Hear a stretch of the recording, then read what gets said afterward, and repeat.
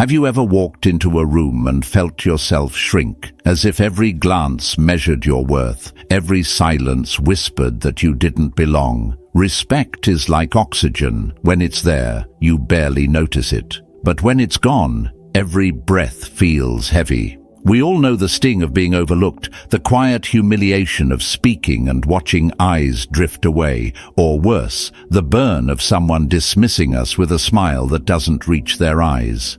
It carves something deep inside, a question that lingers. Am I invisible, or am I simply not enough? The Stoics knew this wound well. They understood that respect is never won by demanding it, never secured by shouting louder or playing a role. True respect rises from within, from how we carry ourselves when the world is watching, and even more when it isn't. It is the armor that doesn't clang, the flame that doesn't boast, yet it commands presence all the same. So stay with me, because what follows are the timeless principles that make others respect you without you ever needing to ask. As we step into the first chapter, picture this. You catch your reflection in a window as you pass by. For a moment, you don't see the world's noise or anyone else's judgment. You see yourself. And in that brief second, the question rises. Do you respect the person looking back? That is where it all begins. Because no matter how much we chase validation from others, no one can give us the kind of respect we deny ourselves. Imagine walking through life with your head bowed, waiting for others to confirm your worth. That wait never ends, because only you can strike the spark. Marcus Aurelius once wrote, "It is not what others think that matters, but what you think of yourself. If you see yourself as small, others will too. If you live as if your value is negotiable, the world will bargain you down to nothing." I've seen people try to buy respect with noise, with status, with endless explanations. It never lasts. Respect slips through their fingers because it was never rooted in the one place that cannot be shaken, self-respect. And self-respect is not built on arrogance or inflated pride. It's built on honesty. It's built on the quiet courage of admitting your mistakes without collapsing into shame. It's built on the discipline to hold yourself to a standard, even when no one else is watching. Think of a craftsman at his workbench, shaping wood with patient hands. No applause, no audience, just the slow rhythm of labor, the careful shaping of something that only he sees. That is how self-respect is forged. Not in the eyes of the crowd, but in the choices you make when no one is keeping score. Do you keep your word to yourself? Do you rise when you said you would, train when you promised, follow through when it's hard? These are the small, unglamorous acts that silently declare, "I am someone worth respecting." I remember a man I once knew who walked into every room like he had nothing to prove. He wasn't the loudest voice, he wasn't the most polished, but there was something in the way he stood, straight, calm, assured, that made people pause. Later, I learned why. He lived with rules he never broke, even when no one cared. He treated his time as sacred, his words as binding, his actions as his only measure. And because he respected himself without needing permission, others followed. Here's the paradox. The moment you stop begging for respect and start living in a way that honors your own dignity, you no longer chase it. It comes. People sense it, like heat from a fire. They may not even know why, but they respond. And in that silence, in that unspoken recognition, lies a truth that the Stoics carried through centuries. Command yourself first, and the world cannot help but acknowledge you. This is the foundation. Respect begins and ends with you. And only when you guard that ground firmly will you have the strength to face what comes next. Moving into the second chapter, imagine standing before a crowd where every pair of eyes waits to see if you will falter. Your heart beats fast, your palms sweat. But here's the truth. If you do not carry yourself with quiet confidence, they will decide your worth before you open your mouth. Confidence is not loud. It is not arrogance. It is the steady flame that burns even when the wind tries to snuff it out. Now ask yourself, how many times have you given your power away because you feared judgment? How often have you bent your spine to fit the opinions of others, only to feel smaller afterward? Seneca once said, "He who fears death will never do anything worth of a man alive." Change the word death to judgment and the lesson remains. The moment you let fear dictate your posture, you are already conquered. Confidence isn't perfection, it's loyalty to yourself when doubt whispers. I once knew a young man who always tried too hard. He spoke louder than necessary, laughed at his own jokes, and filled the air with words that carried no weight. People listened politely, but you could feel the room grow heavy with discomfort. Then, one day, he stopped performing. He spoke less, but with conviction. He met people's eyes, but not with challenge, only presence. And everything shifted. Respect followed, not because he demanded it, but because his confidence no longer came from approval. It came from alignment with himself. Arrogance shouts. Confidence stands.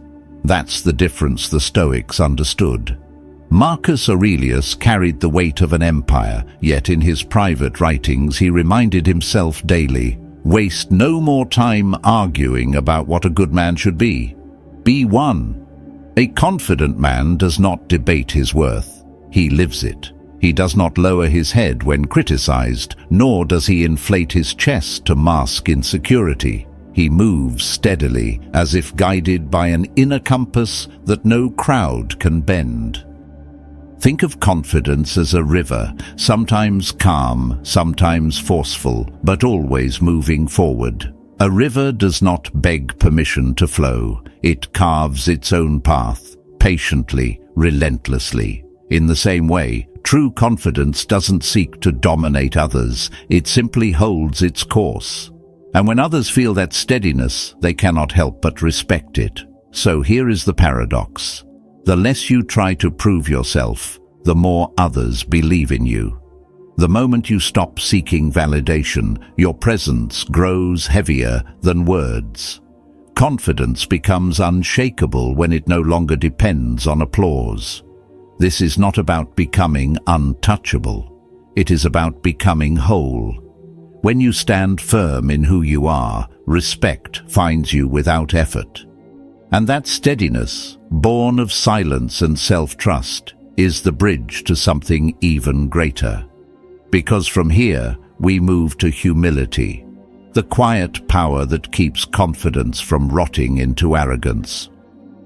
Advancing to the third chapter, picture a mountain peak covered in clouds. From below, it looks unreachable, and yet the strongest climber does not shout his way up. He ascends step by step, silent, focused, never declaring his greatness. That is humility, the strength that makes no noise but leaves its mark on the highest stones. Think about it. How many times have you seen someone intoxicated by their own reflection, certain that they are beyond mistake? They brag, they dismiss, they look down on others. And yet, in the end, their arrogance rots them from within. Respect never clings to arrogance. It flees from it. Seneca wrote, "The greatest man is he who is willing to be the least." Humility does not make you smaller. It makes your foundation unshakable. I once sat in a meeting where two men debated fiercely. One filled the air with words, listing his achievements, waving his authority like a weapon. The other listened. He asked questions. He gave credit where it was due. When he finally spoke, his words landed heavier than all the shouting before him. And when the room emptied, it was not the loud man people remembered, it was the quiet one who carried himself with humility and strength. Here is the paradox the Stoics understood.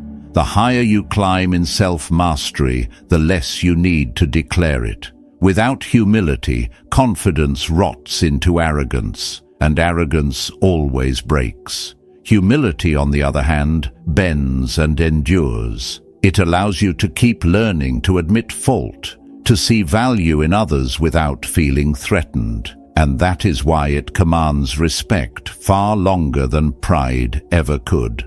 Marcus Aurelius, Emperor of Rome, wielded unimaginable power. And yet, in his private notes, he reminded himself daily, "Do not waste what remains of your life in thoughts about others, when you do not refer your thoughts to some common good." Imagine that, an emperor lowering his gaze inward, humbling himself before reason, not intoxicated by his crown. That is why his words still stand centuries later. Humility carved them into time, so the lesson is clear. To be humble is not to bow before others, it is to bow before truth. It is to acknowledge that you are still learning, still growing, still imperfect, and that this is where your dignity lies. People do not follow the man who pretends to know everything. They follow the one who carries wisdom with modesty, who admits his limits, and in doing so, shows his humanity. Humility is not weakness. It is the steel beneath the velvet. And when paired with confidence, it creates a presence that no arrogance can imitate. This is the balance that earns true respect. And from here, we step into the next virtue, the kind that makes your word unbreakable and your character untouchable: trustworthiness. Here's where the fourth chapter opens. In the silence between what you say and what you do, respect lives in that silence. Promises are easy to shape with the tongue, but it is the weight of your actions that decides if others believe you. A man who cannot keep his word builds a house on sand, impressive at first glance, but one wave is enough to bring it down. Now picture this. Someone you trusted swore they would stand with you, but when the trial came, their seat was empty. That sting stays. Not because of the event itself, but because the bond was broken. Epictetus once reminded us, "First say to yourself what you would be, and then do what you have to do." Words mean nothing unless anchored by the discipline of follow-through. Respect is born the moment others realize your word is a contract with your own soul. I remember a craftsman I once met, an older man with calloused hands and a quiet voice. He never advertised his skill, never boasted about his projects.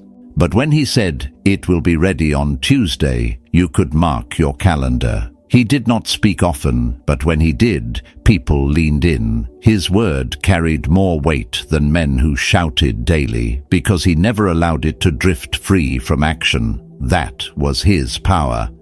Silent reliability.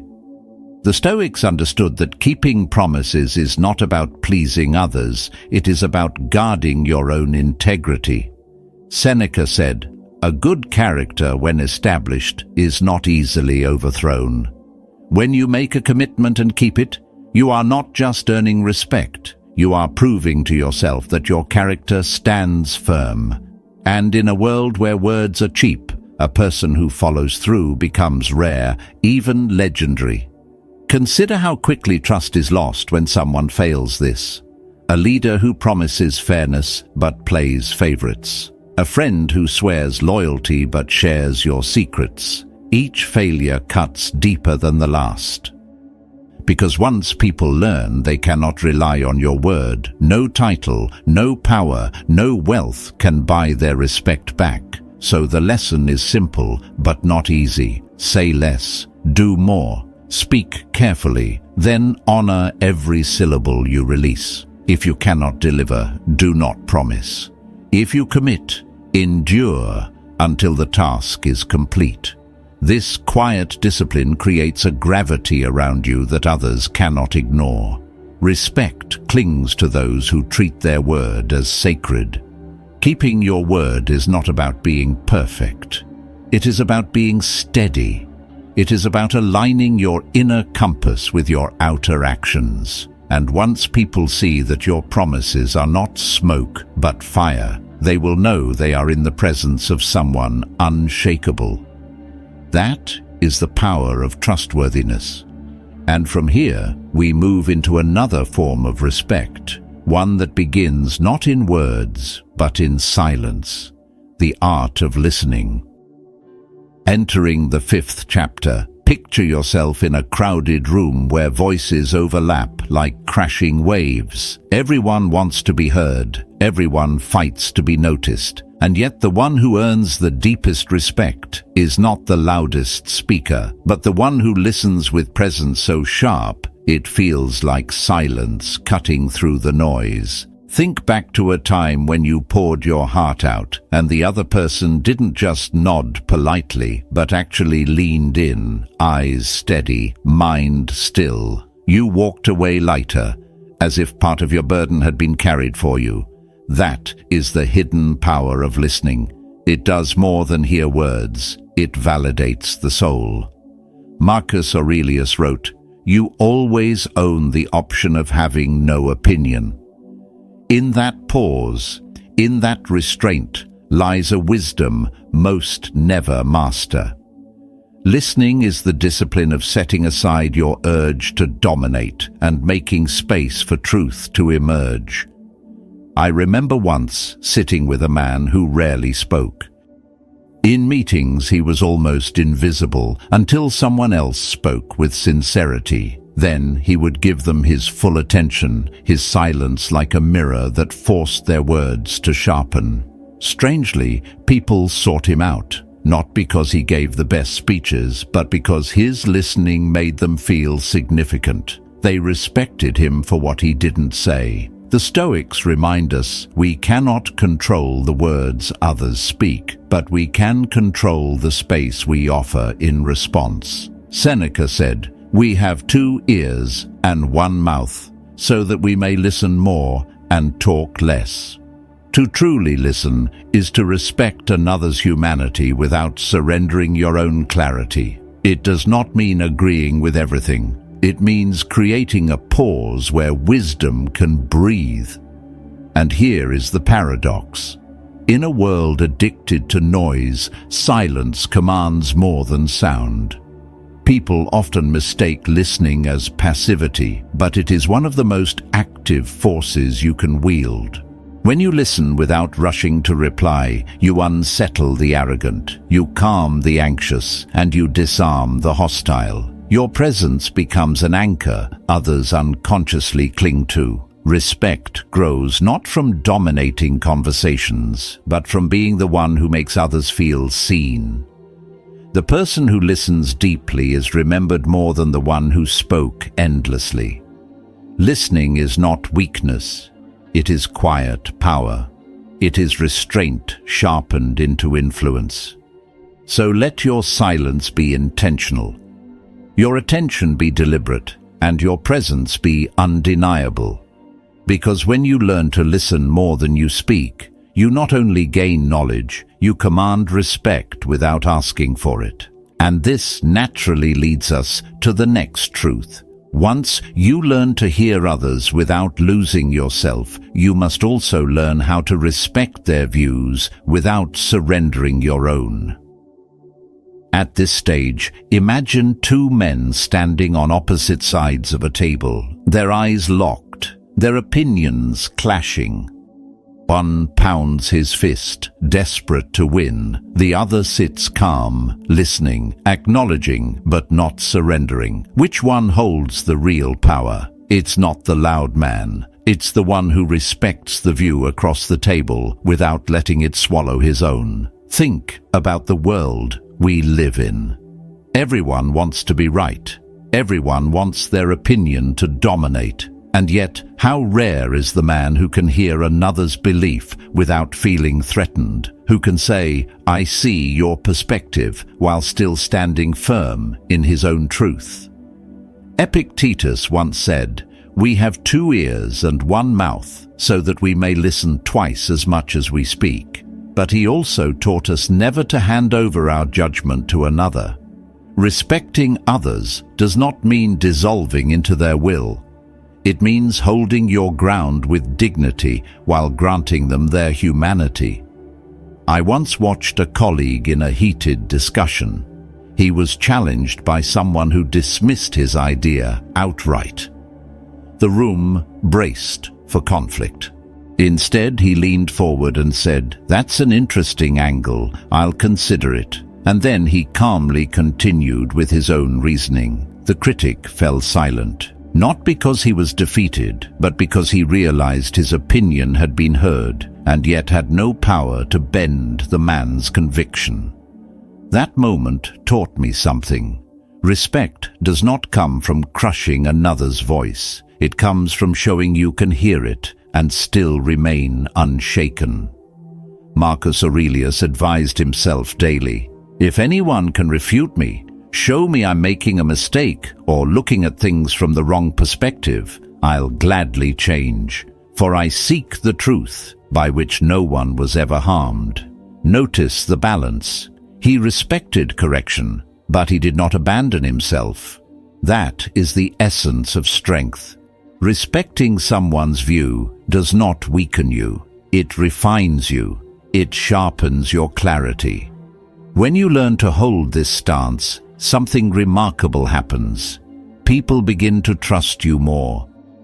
They sense you will not dismiss them, but they also sense you cannot be manipulated. You become both approachable and unmovable. That combination commands respect far more than stubborn defiance or blind agreement ever could. So here's the lesson: respect their voice, but never betray your own. Listen without fear. Respond without hostility. And walk away with your integrity intact. The world will recognize this balance as rare, and they will respect you for it. Because once you learn to respect opinions without surrender, the next step is inevitable. Drawing the lines no one is allowed to cross, the firm boundaries that guard your dignity. From here, imagine a door left wide open. Anyone can walk in. Some come with kindness, others with knives hidden behind their smiles. Without boundaries, your life becomes that open door, unprotected, vulnerable, exposed. Respect doesn't survive in a house with no walls. It requires the courage to close the door when needed and to lock it without apology. Now ask yourself, how many times have you felt resentment build because you said yes when you wanted to say no? How many times have you allowed someone to cross a line because you feared they would call you selfish or cold? Epictetus warned, "No man is free who is not master of himself." Boundaries are not about pushing others away. They are about refusing to abandon yourself. I once knew a woman who was admired by everyone, yet exhausted by everything. She agreed to every favor, accepted every burden, and never refused a request. Outwardly, she seemed generous. Inwardly, she was crumbling. People respected her kindness, but not her time, not her energy, not her humanity. It wasn't until she began saying no, calmly, without anger, that things shifted. She discovered that those who truly valued her adapted, while those who only used her disappeared. And in that pruning, her life grew lighter. The Stoics saw boundaries not as walls of stone, but as the lines that protect the soul. Marcus Aurelius reminded himself, "If you are distressed by anything external, the pain is not due to the thing itself, but to your estimate of it. And this you have the power to revoke at any moment. A boundary is that revocation. It's the refusal to let someone else's chaos spill into your inner peace. It's the moment you calmly declare, "This is mine." You cannot cross. Setting boundaries is not aggression, it is clarity. It is saying to the world, "I value myself enough not to be trampled." And when you enforce them with steadiness, not rage, not bitterness, people may resist at first, but eventually they recognize the strength beneath it. Boundaries teach others how to treat you. More importantly, they teach you how to treat yourself. Think of a river. Without banks, it floods, drowning everything in its path. With clear edges, it flows with power and direction. Your life is the same. Boundaries don't limit you. They give shape to your freedom. They tell the world where you stand. And in that clarity, respect grows naturally.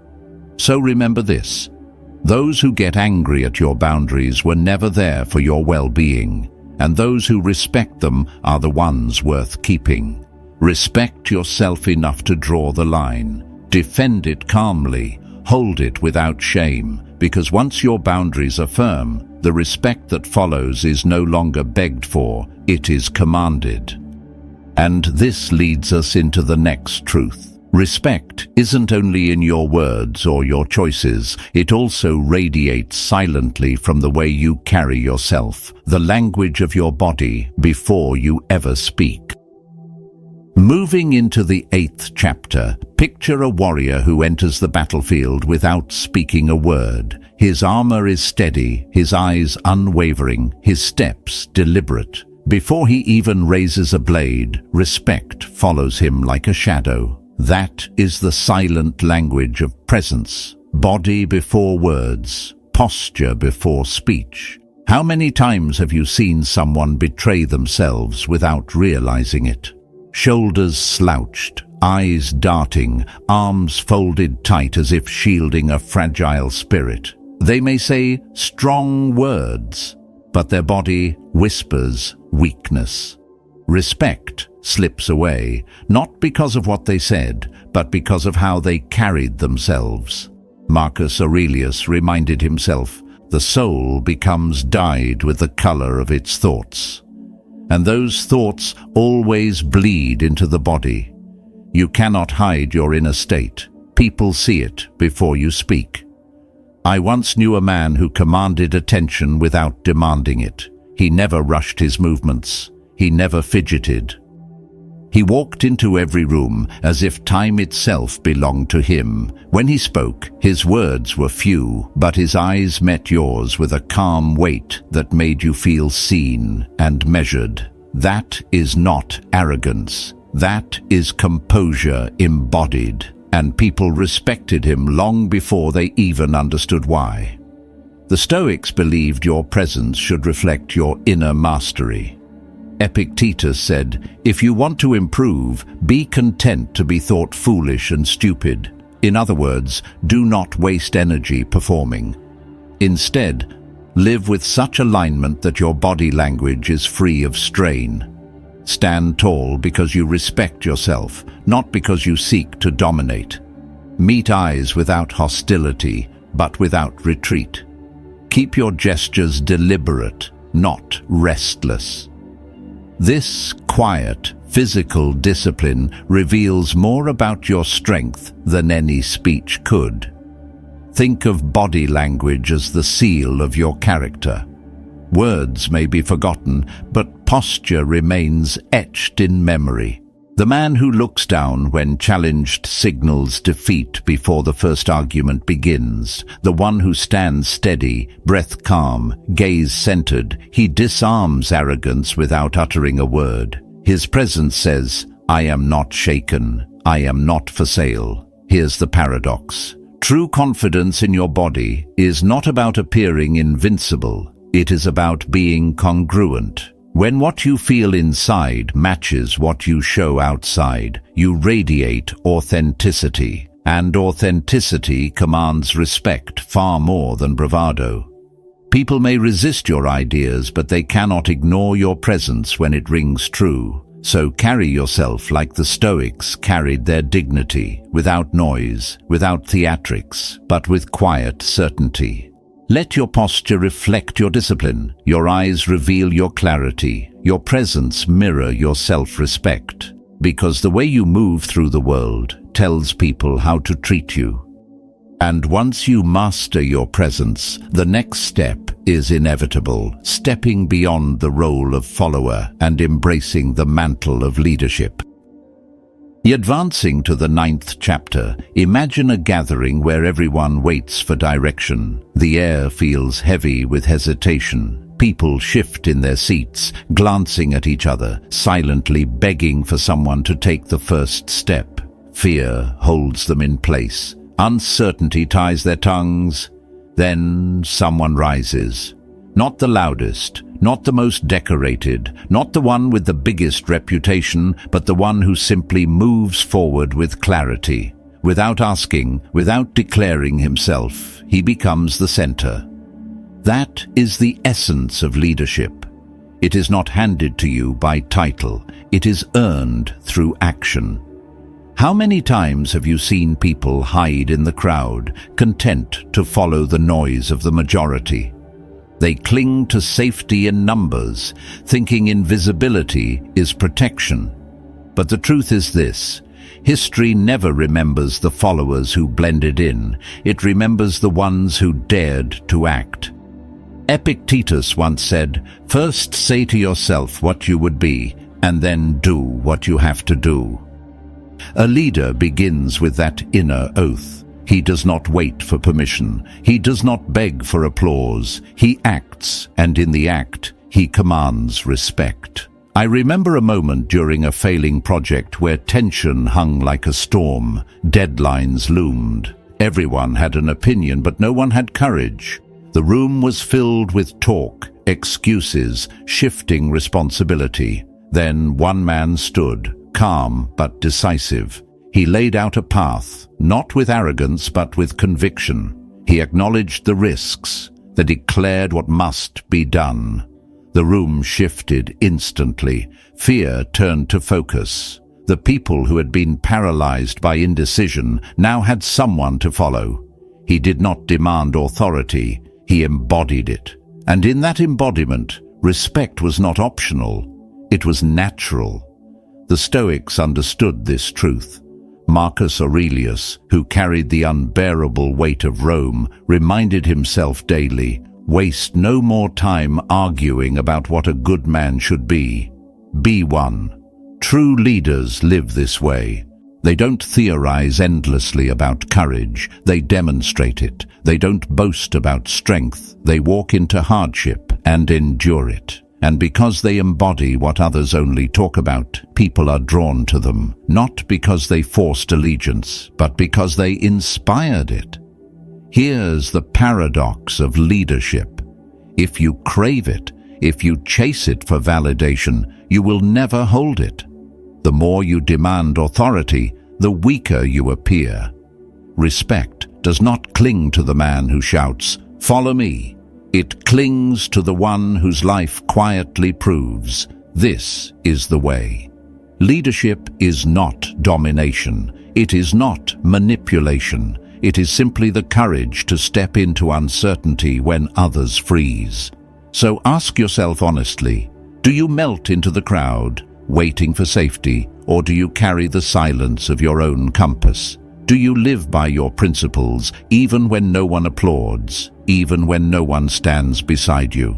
That is the dividing line, and the world, hungry for strength, will recognize it.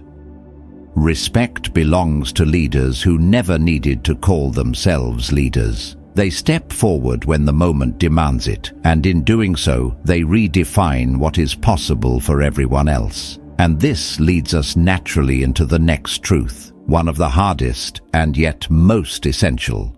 The strength to master your anger, to hold your fire when others provoke you, and to rule yourself before you ever attempt to lead others. This is where the 10th chapter begins, in the heat of provocation. When someone's words strike like sparks against dry wood, you feel it instantly, the rise in your chest, the rush in your blood, the tightening in your jaw. Anger knocks at the door, begging to be unleashed. But the question is this: will you open it, or will you master it? Now imagine a man walking through a crowded street. Another bumps into him hard, mutters an insult, and keeps moving. The natural impulse is to snap back, to prove strength with force. But strength isn't proven in explosions, it's proven in restraint. Seneca wrote, "The greatest remedy for anger is delay." Anger promises power, but delivers chains. Every time you erupt, you hand your control to another. They provoke, you react, and in that moment, you are no longer free. I once witnessed a heated exchange between two colleagues. One lost himself, raising his voice, fists clenched, face burning red.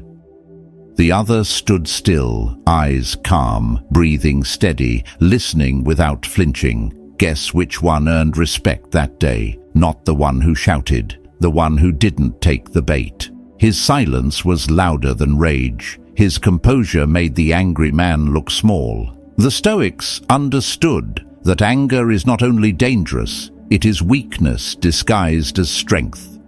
Marcus Aurelius reminded himself daily, "You have power over your mind, not outside events.